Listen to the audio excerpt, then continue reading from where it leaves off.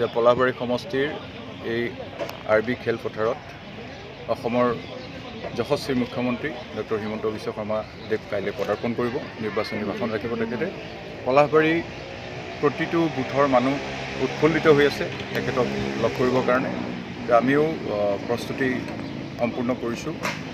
কাইলৈ সকলোকে আহ্বান জনাইছোঁ আপোনালোকৰ জৰিয়তে যে মুখ্যমন্ত্ৰী মহোদয় এই নিৰ্বাচনী সভাত সকলোৱে অংশগ্ৰহণ কৰিব। আৰু মুখ্যমন্ত্ৰী মহোদয় বহু হাজাৰ মানুহৰ সমাগম হ'ব, গতিকে মুখ্যমন্ত্ৰী মহোদয় অহাৰ আগে আগে আমি সাংস্কৃতিক অনুষ্ঠানো ৰাখিছোঁ।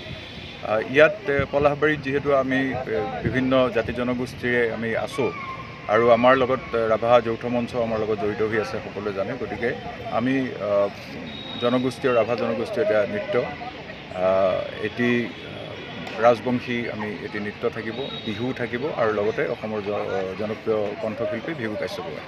যিহেতুকে আপুনিও মইতো অনুষ্ঠানেই ইয়াত জড়িতই হৈ আছোঁ, গতিকে কথা হ'ল কি কাইলৈ যিহেতু মই দায়িত্বত আছোঁ প্ৰভাৰী হিচাপে, গতিকে গান গোৱাৰ প্ৰশ্ন আহিব নোৱাৰে। সেইকাৰণে ভিঘুক মাতিছোঁ, ভিঘু আহিব গান গাব। কালি প্ৰায় কিমান সময়ত আহি পাব মুখ্যমন্ত্ৰী? আমি আশা কৰিছোঁ 2:30 বজাৰ ভিতৰত বা 3টা বজাৰ ভিতৰত মুখ্যমন্ত্ৰী আহিব। আকাশ মাৰ্গেৰে পদাৰ্পণ কৰিব? নিশ্চয় আকাশ